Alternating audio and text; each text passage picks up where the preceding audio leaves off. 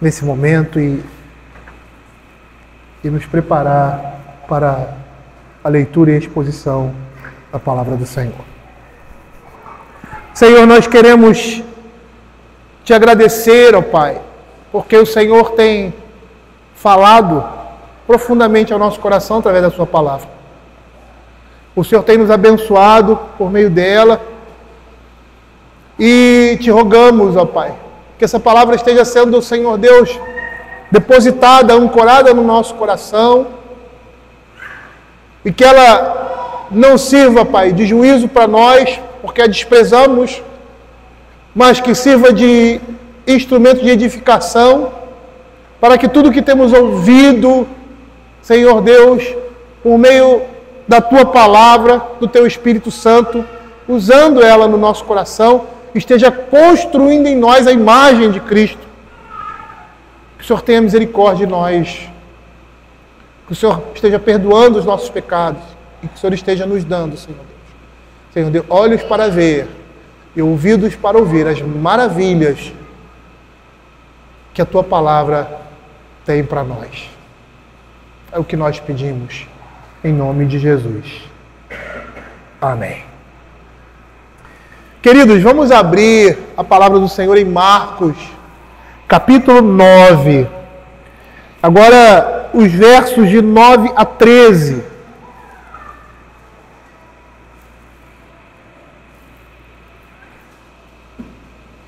Que dizem assim, Marcos 9, de 9 a 13. Diz assim a palavra do Senhor. Ao descerem do monte, ordenou-lhes Jesus que não divulgassem as coisas que tinham visto até o dia em que o Filho do Homem ressuscitasse dentre os mortos.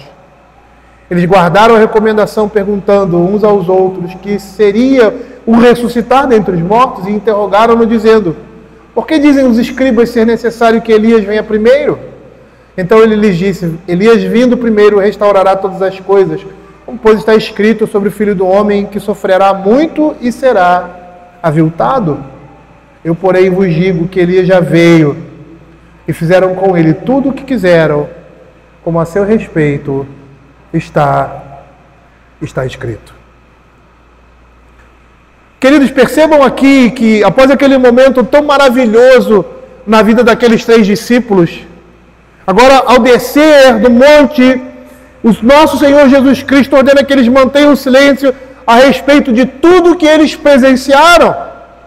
E diferente das ordens anteriores com respeito a não divulgarem o que viram ou ouviram, Jesus estabelece um momento para esse silêncio.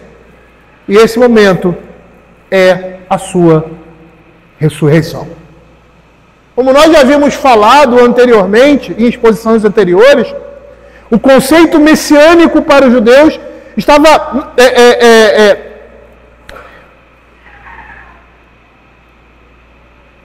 completamente distorcido, mas não totalmente equivocado. Pois a perspectiva judaica era exclusivamente de um rei conquistador que livraria o seu povo do governo político opressor que estava sobre eles. E dentro desse conceito não havia espaço para o Messias como servo sofredor, que pelo seu sofrimento na cruz expiaria o pecado do seu povo e os livraria da escravidão do pecado e do domínio de Satanás. Por isso a verdade a respeito dessa obra messiânica de Jesus só poderia ser compreendida depois da sua morte e da sua ressurreição. Por quê? Porque não era possível entender a cruz sem o túmulo vazio. E essa seria a ocasião em que a verdade acerca do sofrimento e da glória do Senhor Jesus poderia ser revelada ao mundo. James Edwards, comentando esse texto, ele diz que o silêncio exigido por Cristo Jesus reforçava a ideia de que a cruz e a ressurreição são as únicas perspectivas da qual a vida e o ministério de Jesus podem ser compreendidas de acordo com o seu propósito divino. E que todo conhecimento sobre Jesus, até a cruz e a ressurreição, é inadequado e periférico. E é muito interessante pensar desse jeito, Porque a própria Escritura deixa sem culpa, ou melhor, sem desculpa, os que na época de Jesus, depois da sua morte e ressurreição, duvidassem de quem ele realmente era.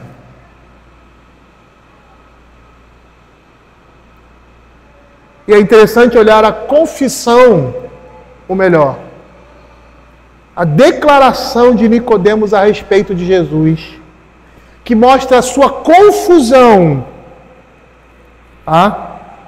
com respeito à pessoa dele e ao reino de Deus antes desse momento da cruz. Nicodemos deveria entender coisas básicas da fé, mas ele se mostra completamente perdido com relação à pessoa do Senhor Jesus e o próprio reino de Deus. E por que isso? Porque o que ele conhecia do Senhor Jesus, como todas as outras pessoas,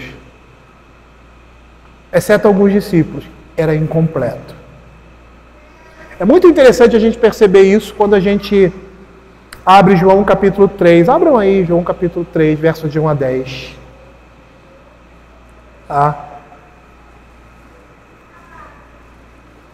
Veja nessa história, nessa narrativa, esses pontos interessantes. Havia entre os fariseus um homem chamado Nicodemos, um dos principais dos judeus. Este de noite foi ter com Jesus, ele foi à noite. Começa por aí, né? Na oculto. Foi ter com Jesus e lhe disse: Rabi, sabemos que é mestre vindo da parte de Deus, porque ninguém pode fazer esses sinais que tu fazes se Deus não estiver com ele. Perceba aqui o equívoco, ou seja, o erro profundo de Nicodemos, pelo que ele conhecia de Jesus até aquele momento. Não só ele, como todas as pessoas que estavam em volta dele, e até mesmo seus discípulos, apesar de reconhecerem quem ele era, ainda na mente e no entendimento deles, a pessoa de Jesus e a sua obra não estavam completas ainda. Então, na cabeça de Nicodemos, como de muitos outros, diziam que era Elias, João Batista, né? O que eles tinham visto de Jesus até aquele momento, não era suficiente para eles reconhecerem quem realmente ele era. E aí, na continuação, diz assim: a isso respondeu Jesus: em verdade te digo, que se alguém não nascer de novo, não pode ver o reino de Deus. E é muito interessante, eu não sei se essa é a perspectiva de João, mas ninguém poderia ter, uma pessoa que não nasceu de novo, não poderia ver que Jesus é mais do que isso. Uma pessoa que não tenha nascido de novo, não poderia ver nele quem realmente ele era. E na história de Jesus, na sua caminhada, nesse período antes da cruz, muitos reconheceram isso. Muitos disseram que ele era filho de Davi, que ele era o Messias, porque ele era o Filho de Deus. Perguntou Nicodemos: como pode um homem nascer sendo velho? Pode porventura voltar ao ventre materno e nascer segunda vez? Esse nascer de novo aí é uma tradução mais idiomática. Literalmente, no original, nascer do alto. A ideia é essa de nascer do alto, é um novo nascimento, como ele entendeu. Por isso que a tradução é muito boa para nós, porque é essa expressão que a gente usa, né? Nascer de novo, como um nascimento cristão, um novo nascimento. Respondeu Jesus: em verdade te digo que quem não nascer da água e do Espírito não pode entrar no reino de Deus. O que é nascido da carne é carne, o que é nascido do Espírito é Espírito. Não te admires de eu te dizer: importa-vos nascer de novo. O vento sopra onde quer, ouves a sua voz, mas não sabe de onde vem, nem para onde vai. Assim é todo que é nascido do Espírito. Então lhe respondeu Nicodemos: como pode suceder isso? Acudiu Jesus: tu és mestre em Israel e não compreendes essas coisas?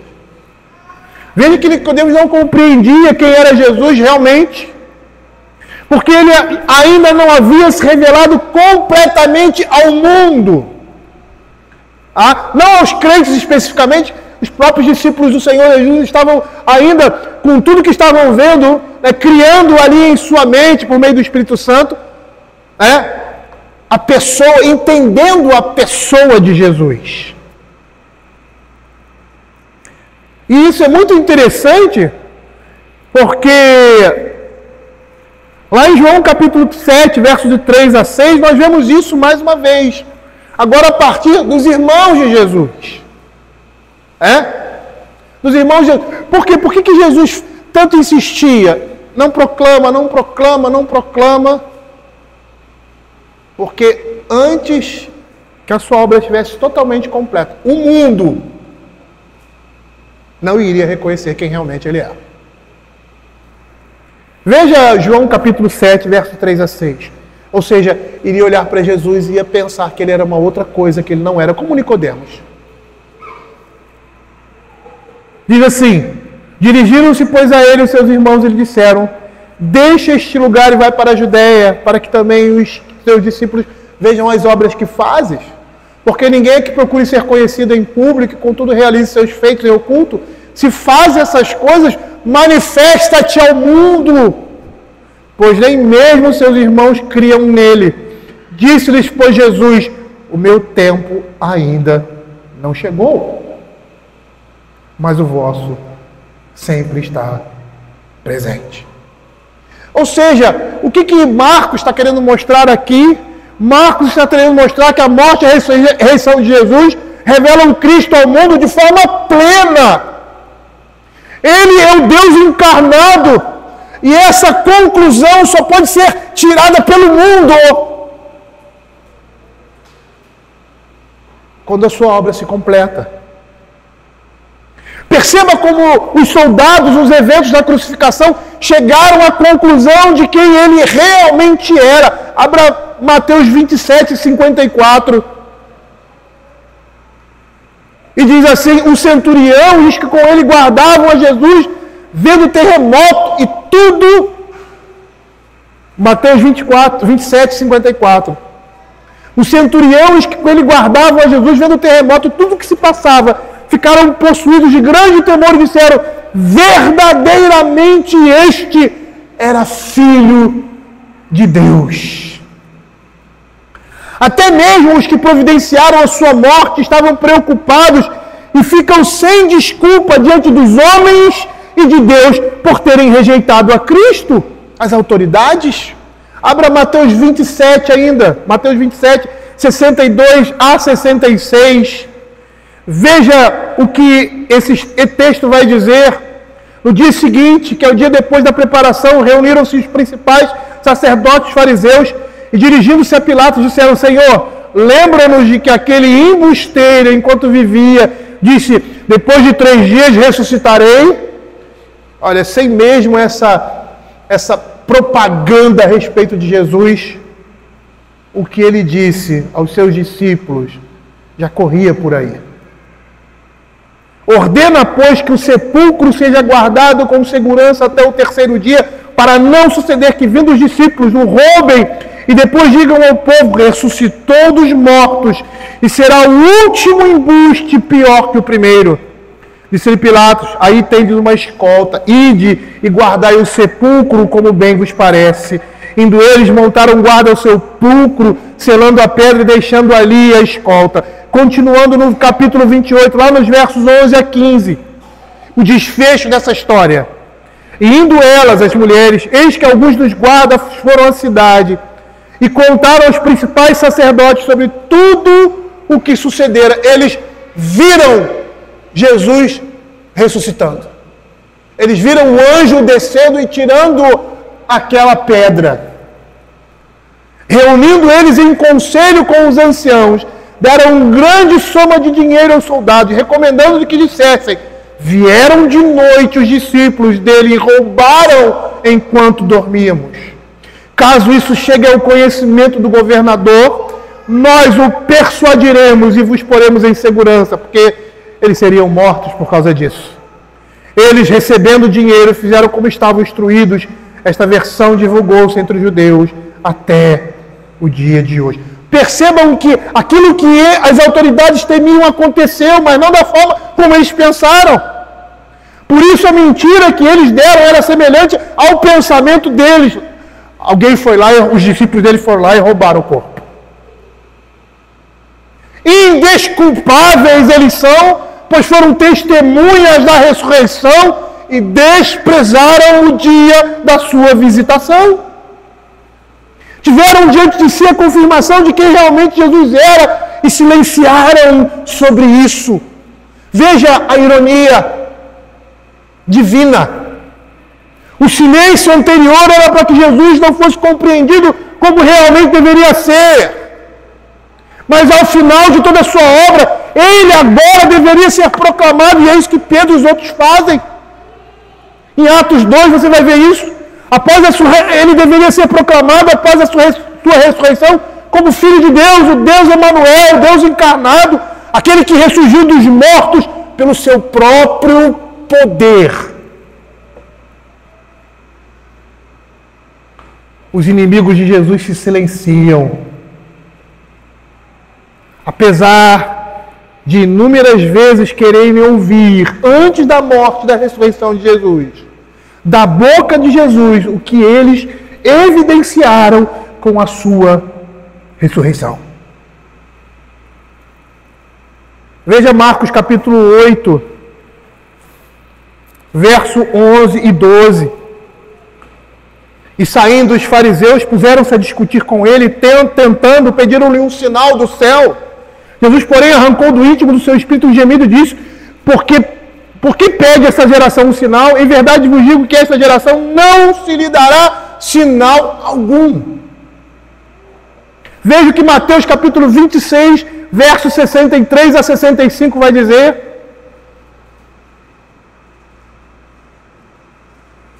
Os eventos antes da morte e da ressurreição de Jesus. Jesus, porém, guardou silêncio. O sumo sacerdote lhe disse: Eu te conjuro pelo Deus vivo que nos diga se tu és o Cristo, Filho de Deus. Respondeu-lhe Jesus: Tu disseste.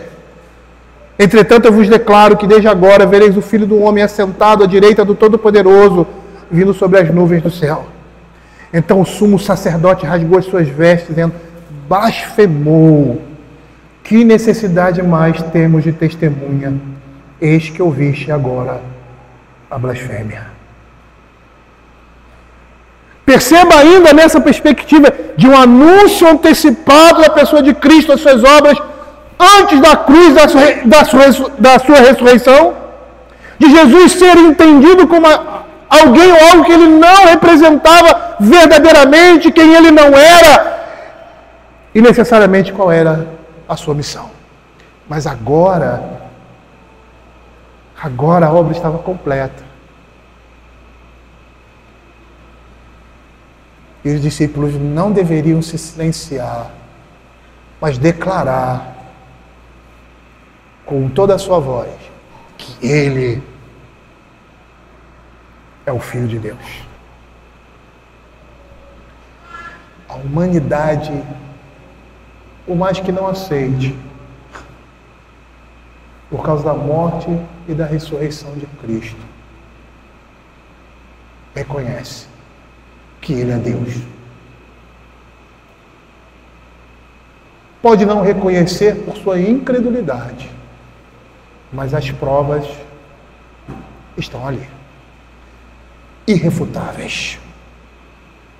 E todos aqueles que não reconhecem Jesus como Ele realmente é, e o que isso significa, ou seja, eu preciso me dobrar a Ele, estão debaixo do juízo de Deus. Imagine uma pessoa que viveu a vida toda na igreja, desde a sua infância até a sua idade adulta, e chega ao final da sua vida, ele não crê em nada daquilo, e não vive nada daquilo que lhe foi ensinado, que lhe foi apresentado, que ele ouviu dos seus pais, da igreja, dos irmãos. O que você acha que acontece com um homem desse?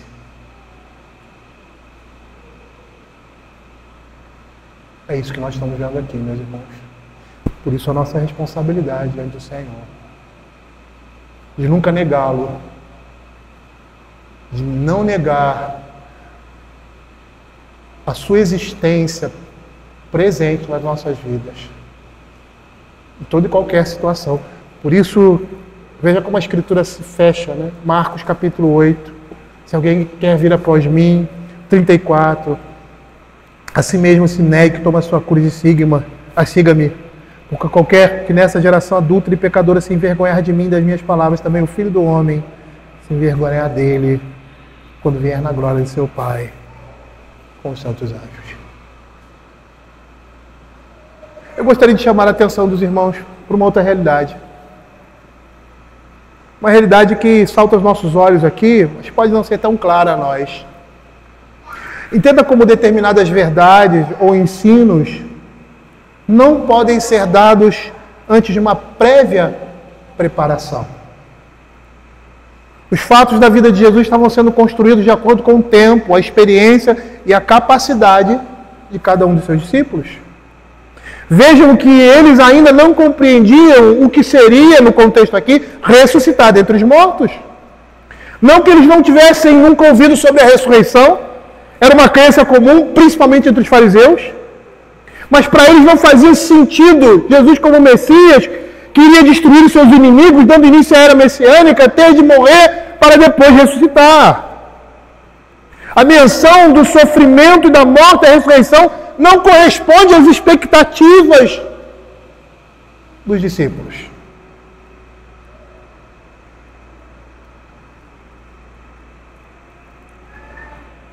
Por isso eu queria chamar a atenção dos irmãos para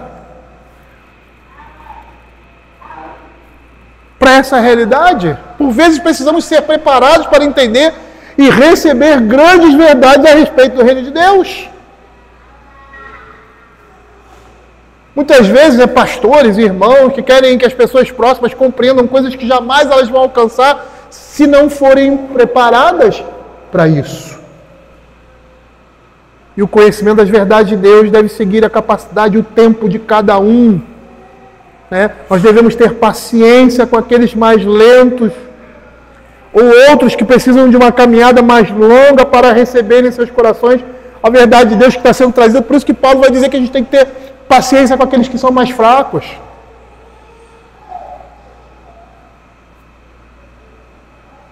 E essa verdade está sendo trazida por meio do Espírito de Deus, que dá entendimento aos crentes através da exposição da sua palavra. Eu vou falar uma coisa aqui para vocês, que é a maior verdade do mundo, mas que está escondida. É a maior verdade do mundo, mas que está escondida. Nós só chegamos ao conhecimento pleno de Deus. É lógico que é por meio do Espírito Santo. Nós só chegamos ao conhecimento pleno de Deus quando conhecemos isso aqui. Não existe outro caminho. Não existe. O único caminho para conhecer o Senhor é conhecer a sua palavra. E o meio mais eficaz é a exposição dela. É traduzir, vamos dizer assim, aos nossos filhos, aos crentes, o que a Escritura está dizendo. Não existe outro meio. Não existe outro lugar onde você vai encontrar isso. Somente aqui. Não nessa igreja, na igreja de Cristo. Não existe outro lugar. Infelizmente, muitas igrejas abandonaram isso. Mas não existe. Porque se eu quiser tomar um sorvete, eu vou lá no shopping, lá naquela sorveteria. Eu não vou no Madeira, onde só vende hambúrguer. Se eu quero conhecer a palavra de Deus, eu quero conhecer o Senhor, é aqui. É numa igreja, onde você vai ouvir essa palavra. Tá? E eu não estou falando nem de evangelismo, eu não estou falando nem nada disso. Se você evangelizar uma pessoa, é lógico. Entendam, eu quero que vocês entendam o que eu estou dizendo. Na realidade, essas coisas é fruto da igreja. Mas é aqui, meio corporativo, onde nós vamos realmente conhecer a Deus. Os versos seguintes diz assim, versos 10 e 11, eles guardaram a recomendação, perguntando uns aos outros que seriam ressuscitados entre os mortos, e interrogaram-no, dizendo, por que dizem os escribas ser necessário que Elias venha primeiro? Na concepção de James Edward, a pergunta sobre o retorno de Elias parece que serve para contrabalançar ou até mesmo refutar, ou seja, negar as implicações do sofrimento descrito por Jesus. E essa seria uma oposição mais sutil que a reprovação anterior de Pedro a Jesus lá em Marcos capítulo 8, verso 32, quando ele diz assim: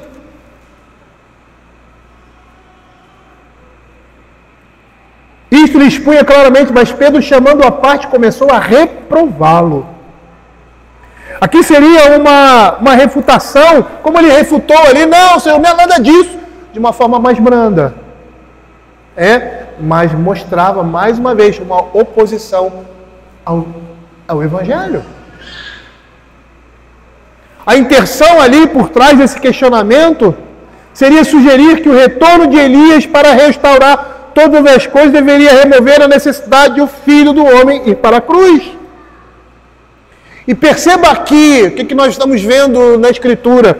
Nós estamos vendo aqui dois grandes movimentos contrários.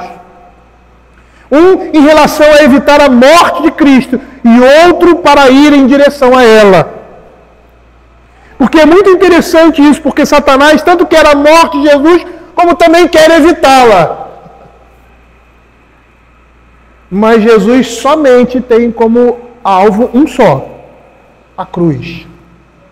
Ou seja, a sua morte. E por que essa dupla situação, essa vamos dizer assim, inconstância, essa dupla ação de Satanás, contra ou em oposição a uma posição firme, ou seja, esse é o meu caminho. E aí a gente vai perceber que Satanás tenta, em primeira instância, de qualquer jeito, evitar a morte de Jesus. Por quê? Porque a sua morte representa a sua derrota na pessoa de um homem, o segundo Adão, que foi falado aqui de manhã. O segundo Adão que obedece em tudo à vontade do Pai. E nós vamos perceber que essa oposição a que o Senhor Jesus não cumpra a sua missão, ou seja, que ele não suba na cruz, acontece desde a tentação no deserto. As sugestões dos discípulos na pessoa de Pedro e o último e derradeiro ataque na cruz. Se tu és o Filho de Deus, desce daí. Mas ao mesmo tempo que Satanás é aquele que motiva a morte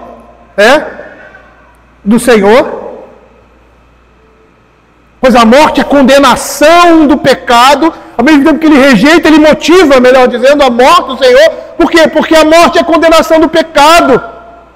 E representa até aquele momento, ou seja, até o momento ali de Cristo, a vitória de Satanás sobre o homem. Representa o seu poderio destruidor sobre uma humanidade caída. Inicialmente, a morte é a condição de juízo divino sobre o homem. É o domínio das trevas da condição humana. É o resultado da escravidão do pecado e o domínio de Satanás sobre o homem. E Efésios capítulo verso 1 e 2 vai dizer isso. Na segunda parte, ele diz, ele nos deu vida, mas estando vós mortos nos vossos delitos e pecados, nos quais andaste outrora, segundo o curso deste mundo, segundo o príncipe da potestade do ar, do Espírito que agora atua nos filhos da desobediência. Por isso, o prazer de Satanás na morte de Jesus. Ele não quer que o Senhor Jesus morra, mas ao mesmo tempo ele tem prazer em que ele seja levado para a cruz, que ele seja humilhado, que ele passa, por todo o sofrimento que ele passou, desde o seu nascimento, por causa do pecado. Por isso o prazer de Satanás, momentaneamente na morte de Jesus. Ele sabia que aquilo seria o seu fim. Mas perceba, é como se uma pessoa que sabe, como foi na Segunda Guerra, que sabe que perdeu a guerra. Ah, eu já perdi a guerra? Então já perdi mesmo, vou devastar tudo. É mais ou menos isso. E por quê? Porque a morte de Cristo é uma ferida no seu calcanhar. Por um lado, mas também é uma ferida na cabeça de Satanás. Uma ferida no calcanhar é uma ferida que impossibilita uma caminhada, uma continuidade, que impossibilita o combatente de combater. Mas ele está vivo ainda. Ele se recupera e volta ao combate. É isso que acontece com os soldados. Eu me lembro, na minha época, só abrindo um parênteses aqui, uma caminhada que nós fizemos na escola de 40 quilômetros à noite, meio de mangue, chuva. Os nossos pés chegavam inchados. Então nós tirávamos o coturno quando chegávamos depois dessa operação na madrugada, entre a madrugada e a manhã. E no outro dia não tinha expediente e muitos iam para a enfermaria por causa dos problemas dos pés. Porque não tinham mais como caminhar. Alguns até no meio da caminhada paravam e entravam dentro lá da viatura da saúde, porque o pé estava tão inchado, que ele não conseguia mais andar. E é o que nós estamos vendo aqui. A morte de Cristo foi uma ferida que Satanás causou. Mas essa mesma morte representava um golpe mortal na cabeça da serpente. Gênesis capítulo 13, verso 14 e 15. Então o Senhor disse à serpente: visto que fizeste, maldita és entre todos os animais domésticos, e o és entre todos os animais selváticos. Rastejarás sobre o teu ventre e comerás pó todos os dias da tua vida. Porém, inimizade, agora ele está falando para Satanás, diretamente, entre ti e a mulher, entre a tua descendência e o seu descendente. Ou seja, a inimizade entre a descendência santa e os filhos do diabo, que irão perseguir os filhos da mulher, ou seja, os santos. A sua descendência, o seu descendente, te ferirá a cabeça, e tu lhe ferirás o calcanhar.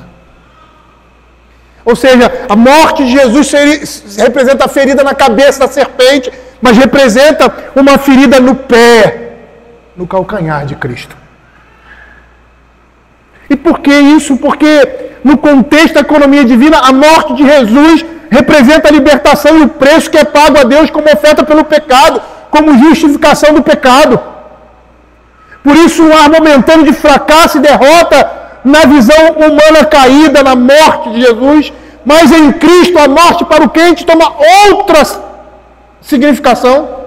A morte de Cristo, diferente da morte de todo homem natural, representa a retribuição que paga o devido preço a Deus, a justificação daqueles que estão em Cristo, o perdão dos pecados sobre aqueles a quem Ele quis salvar, a libertação do poder das trevas. E a partir disso, a morte do crente representa um descanso das labutas desse mundo, no aguardo do mundo de vindouro, e não um juízo condenatório e destruidor. Há um paradoxo aqui, que ao mesmo tempo que a morte representa sofrimento e dor, ela também é um alívio e descanso na presença do Salvador. E nós vemos isso na parábola lá, na narrativa do rico e do Lázaro, no verso 22, Lucas 16, 22 e 25, se você quiser acompanhar. E quando diz assim, aconteceu morrer o mendigo e ser levado pelos anjos para o seio de Abraão, morreu também o rico e foi sepultado. Verso 25, disse porém Abraão, filho, lembra-te que recebeste os bens em tua vida, Lázaro igualmente os males, agora porém ele está aqui consolado e tu em tormentos. A morte para o crente é um consolo. Para os que estão em Cristo, a morte é a entrada dolorosa para as mansões celestiais, para a conclusão de uma nova criação. Por isso é chamado de estado intermediário na nossa teologia, aguardando o estado final, a redenção de todas as coisas, a união do corpo com a alma, a ressurreição dos mortos.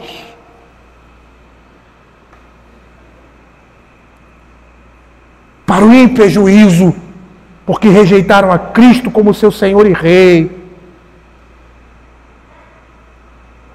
Para a salvação de todo aquele que crê, Jesus precisava morrer por causa do pecado, apesar de não ter pecado algum. Mas a morte não tinha poder para detê-lo. Como homem-Deus, ele vence a morte.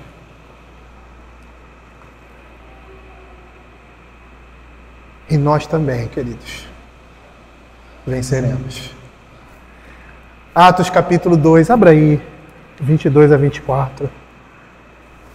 Veja o que ele vai dizer. Varões israelitas, Pedro pregando. Agora ele não se silencia mais a respeito de Cristo, a respeito do que ele viu e presenciou. Agora ele fala. Jesus o Nazareno, varão aprovado por Deus diante de vós, com milagres, prodígios, sinais, os quais o próprio Deus realizou por intermédio dele entre vós, como vós mesmos sabeis, sendo este entregue pelo determinado desígnio e presciência de Deus, vós o mataste, crucificando-o por mãos de iníquos, o qual, porém, Deus ressuscitou, rompendo os grilhões da morte, porquanto não era possível fosse ele retido por ela. A morte inicialmente é uma vergonha e humilhação, por isso o prazer de Satanás na morte em si, mas para os que estão em Cristo é vitória e consolação. Por isso que o apóstolo Paulo, lá em 2 Timóteo capítulo 4, versos 6 a 8, ele diz assim, está sendo levado para ser morto. Quanto a mim, já estou sendo oferecido por libação e o tempo da minha partida é chegado. Combati o bom combate, completei a carreira, guardei a fé. Já agora a justiça, a coroa da justiça me está guardada, a qual o Senhor, reto juiz, me dará naquele dia, e não somente a mim, mas também a todos quanto amam a sua alma. A morte para o crente é uma entrada dolorosa para o descanso, para a glória. Por isso o Senhor Jesus não titubeava como Satanás, como homem. Por isso a determinação de Jesus em trilhar o caminho da cruz, do sofrimento, em favor de nós, seus filhos, em favor de nós, seu povo. Por isso essa determinação para caminhar a estrada da cruz. Mas voltando ao texto de Marcos, propriamente dito, a intenção por trás do questionamento dos discípulos com o retorno de Elias para restaurar as coisas deveria remover essa necessidade, essa loucura na cabeça do Senhor Jesus de ir para a cruz. E aí o Senhor Jesus, ele dá o entendimento correto disso, ele diz assim, Elias vindo primeiro restaurará todas as coisas, como pois está escrito sobre o Filho do Homem que sofrerá muito e será aviltado. Eu, porém, vos digo que Elias já veio e fizeram com ele tudo o que disseram, como a seu respeito está escrito. Perceba que Jesus concorda com os escribas que Elias iniciaria a restauração final. O erro dele estava na compreensão equivocada a respeito da profecia de Malaquias. Porque a profecia de Malaquias ela estava ligada diretamente, a Lucas capítulo 1, verso 3 a 17. Quando em Malaquias diz assim, 4, 5, eis que eu vos enviarei o profeta Elias antes que venha o grande e terrível dia do Senhor. Ele converterá o coração dos pais aos filhos e o coração dos filhos a seus pais, para que eu não venha e fira a terra com maldição. Lá em Lucas capítulo 1, verso 3 a 17, a palavra de Deus diz assim a respeito de João Batista. Disse-lhe, porém, o anjo Zacarias, pai de João Batista, não temas, porque a tua oração foi ouvida. Isabel, tua mulher, te dará à luz a um filho, a quem darás o nome de João. Em ti haverá prazer e alegria, e muitos se regozijarão com o seu nascimento, pois ele será grande diante do Senhor, não beberá vinho, nem bebida forte, será cheio do Espírito Santo, já desde o ventre materno. Converterá dos filhos de Israel ao Senhor seu Deus, e irá diante do Senhor, no espírito do poder de Elias, para converter o coração dos pais aos filhos, converter os desobedientes à prudência dos justos, e habilitar para o Senhor um povo preparado. A ideia aqui, ou seja, um erro que o Senhor Jesus estava corrigindo, se dava pelo modo com o qual viria Elias, e os estágios necessários para que ocorresse a restauração final de Israel, ou seja, do povo de Deus. Mas antes disso haveria uma restauração espiritual. Essa restauração espiritual teria um lugar anterior. E somente na segunda vinda ocorreria essa restauração final. E essa renovação espiritual se daria por meio da morte de Jesus. Ele mesmo disse isso, João capítulo 12, 32. E eu, quando for levantado da terra, atrairei todos a mim mesmo. E assim, o Senhor Jesus corrige o erro fundamental deles, pois ele apresenta Elias, que vai ser o precursor do Messias sofredor e não o Messias conquistador, esse Elias de Malaquias. Segundo esse esclarecimento de Jesus, ele mostra um outro esclarecimento, um outro erro deles, melhor dizendo. Elias não estava para vir, mas ele já veio. Os escribas entenderam a restauração futura de forma correta, mas não reconheceram a situação presente. Elias já havia vindo na pessoa de João Batista. Era ele, João Batista, que viria no poder e no espírito de Elias.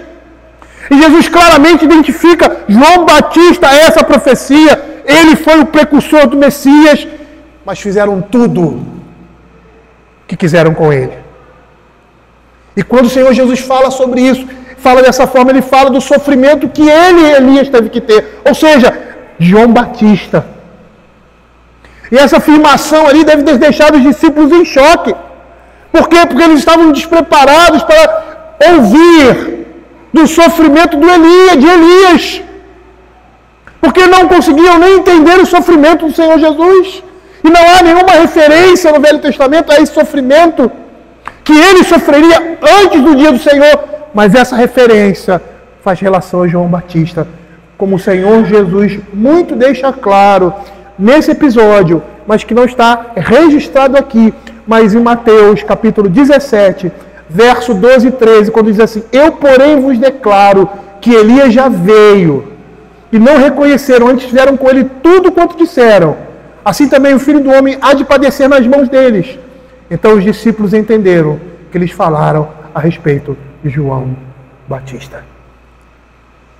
Se eles fizeram tudo com o precursor do Messias, será que deveria haver alguma surpresa sobre o destino do próprio Messias? E essa situação chama a minha atenção para algo que eu já falei aqui algumas vezes.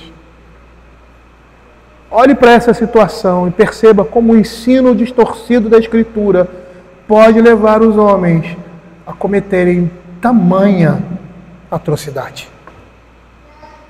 Eles esperavam o grande profeta Elias e fizeram tudo com ele, como também esperavam o Messias e também fizeram tudo com ele. O ensino distorcido das Escrituras afasta os homens de Deus e faz com que eles lutem e desprezem aquilo que eles deveriam abraçar. E nós temos aqui um exemplo bastante significativo a respeito disso. Que o Senhor deixa muito claro aqui. Outra coisa interessante que nós vemos aqui é que o Evangelho não corresponde às expectativas humanas. O Evangelho sempre vai exigir de nós algo que vai além da nossa humanidade caída. O Evangelho vai sempre demandar do crente aquilo que é divino, por causa da habitação do Espírito em nós, porque somos novas criaturas. Por isso nós vamos observar nas Sagradas Letras coisas como nós vimos hoje de manhã: melhor é o pouco havendo justiça do que grandes rendimentos com a justiça. Fale isso para o ímpio. Ele vai rir na sua cara. Mas para nós isso é vida. Mateus capítulo 5, 43 a 45, ouviste que foi dito: amarás o teu próximo e odiarás o teu inimigo. Eu, porém, vos digo: amai os vossos inimigos e orai pelos que vos perseguem, para que vos torneis filhos do vosso Pai Celeste. Aonde você vê isso? Qual o ensino do mundo que diz isso? Mas o Senhor lança sobre nós isso, porque nós devemos acompanhar não aquilo que é mundano, mas aquilo que é espiritual. Olha o que Romanos capítulo 12, verso 17 a 21 vai dizer: não torneis a ninguém mal por mal, esforçai-vos por fazer o bem perante todos os homens. Se possível, quando depender de vós, tende paz com todos os homens. Não vos vingueis a vós mesmos, amados, mas dai lugar à ira de Deus, porque está escrito: a mim me pertence a vingança, eu retribuirei, diz o Senhor. Pelo contrário, se teu inimigo tiver fome, dá-lhe de comer. Se teu inimigo tiver sede, dá-lhe de beber, porque fazendo isso, amontoarás brasas vivas sobre a sua cabeça. Você já, pessoal que gosta de fazer churrasco, já colocou o carvão na cabeça? Incandescente? Coloca o dedo no ouvido das crianças, viu? Tenta fazer isso, para ver o que vai acontecer. É uma dor excruciante. Você vai perder os cabelos, né? Para mim não vai fazer muita diferença não, né? Mas você vai perder os cabelos. É uma dor terrível. Essa é a dor da consciência. Quando nós pagamos o mal com o bem. Ninguém é capaz de fazer isso. Somente aqueles que estão em Cristo. Só aqueles que estão em Cristo são capazes. Muitos até não fazem, porque estão em pecado. São capazes de fazer isso. Por isso, querido, conhecer a Escritura é essencial para conhecer a Deus e os caminhos que Ele quer que andemos. E eu gostaria de fazer uma pergunta: será que a nossa visão do Evangelho também é uma visão carnal de Deus? Como eles tinham do Messias? Da pessoa do seu Filho, do seu Espírito, ou seja, da Trindade Santa?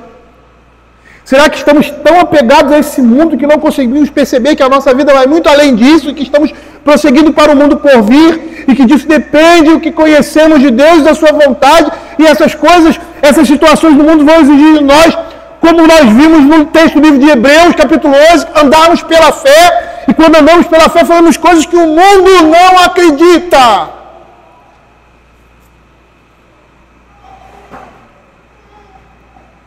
Os discípulos de Jesus precisavam de todo esse processo, serem preparados para a vergonha e perseguição, para reconhecerem que nesse mundo importa passarmos por muitas tribulações para alcançarmos a glória. Se você perguntar para mim,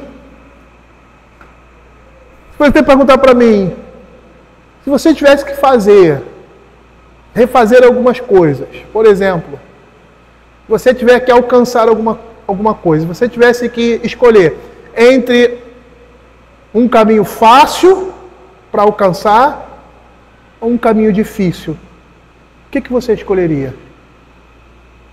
O que você diria? Eu diria com todas as letras: o caminho fácil. O caminho fácil.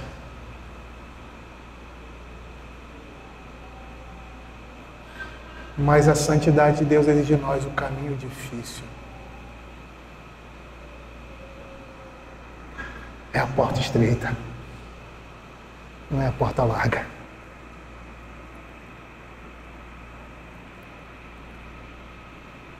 O apóstolo Paulo, falando ali aos crentes daquela região de Listra, Icônio e Derbe, Antioquia ali, existiam dois tipos de Antioquia, não sei qual da Síria e da Psídia, eu acho que era Antioquia da Psídia, essa região, se não me engano.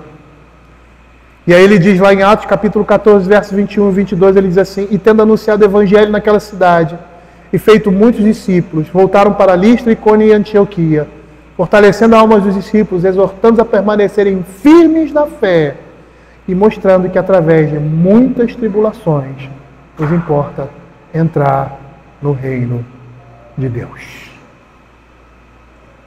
Você tem lutado na vida cristã? Passado por provações, tentações, oposições por causa do Evangelho? É assim mesmo. Permaneça fiel, lute pela sua alma para não cair em transgressão, fuja dos inimigos da cruz de Cristo, carregue a sua cruz e siga em direção à glória.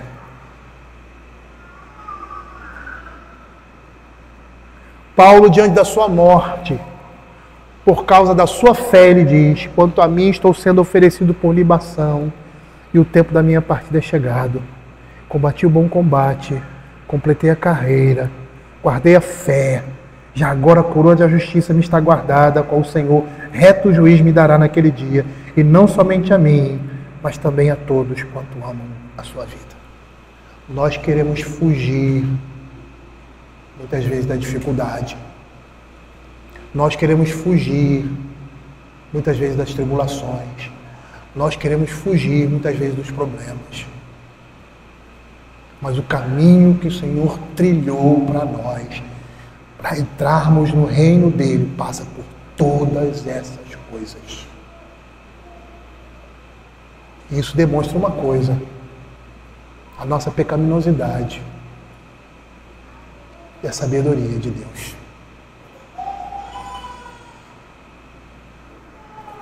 Eu gostaria de terminar, meus irmãos, tocando em algo que eu já falei aqui, mas que é extremamente importante.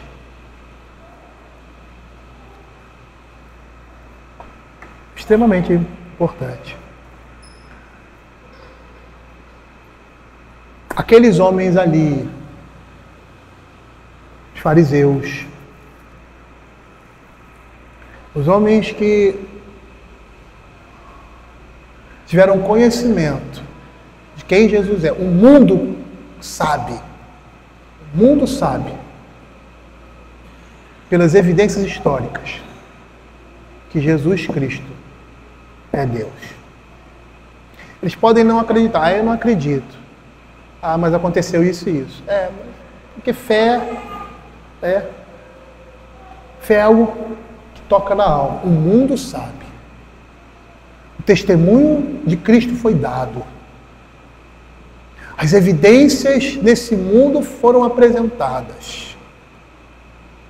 E todos os homens, a partir disso, são indesculpáveis diante do Senhor, se não se rendem e não se dobram a Cristo.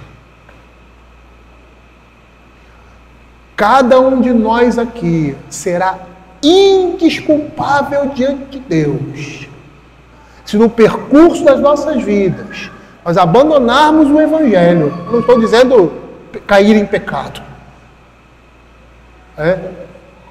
Se abandonarmos o Evangelho e rejeitarmos tudo aquilo que vivenciamos na Igreja de Cristo, por mais que a nossa atitude não seja uma atitude de rebeldia ou de completo ateísmo, mas a falta de compromisso, eu reconheço que a igreja e tal, eu participei de uma igreja há muito tempo, foi bom na minha vida, mas hoje eu estou cultuando em casa. será indesculpável, como esses homens foram, diante de Deus e diante dos homens, dos santos anjos e dos crentes que estarão ali também, porque rejeitaram o dia da sua visitação. Não haverá desculpa nenhuma. O tempo é esse agora. O tempo é esse agora. Crer no Senhor Jesus e salvar a sua alma e a alma da sua família. Crer no Senhor Jesus, será salvo tu e a tua casa. Vamos orar. Senhor, nós queremos te agradecer pela tua palavra e por perceber como ela é tão rica, tão penetrante, tão profunda. E a única coisa que nós pedimos é misericórdia para as nossas vidas, para que diariamente possamos reconhecer Deus em todos os nossos caminhos, desde agora e para sempre. Amém. Vamos ficar de pé.